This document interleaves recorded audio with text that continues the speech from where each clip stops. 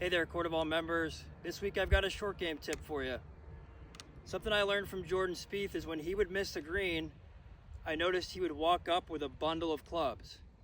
And I was kind of a lousy short game player. I always just walked up with my lob wedge, which I'm sure many of us do.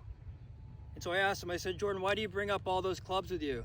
And he said, it unlocks the door to creativity.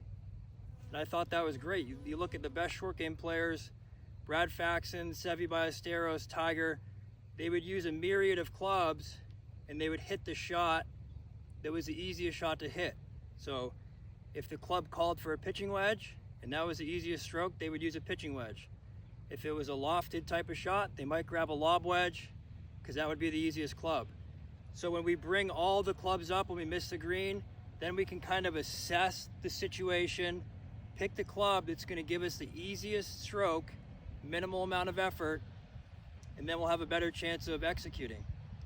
The other thing I like is it turns on the look, feel, rhythm, tempo part of your game. So when you just bring that lob wedge up, you kind of just go through the motions. Whereas if I've got a different club in my hand, now I'm more apt to be more feel oriented. So in this case, I've missed the green left on 14.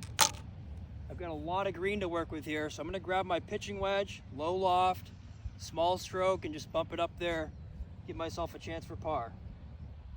So again, I'm using that creative visual feel part of my brain, and I see a nice low shot,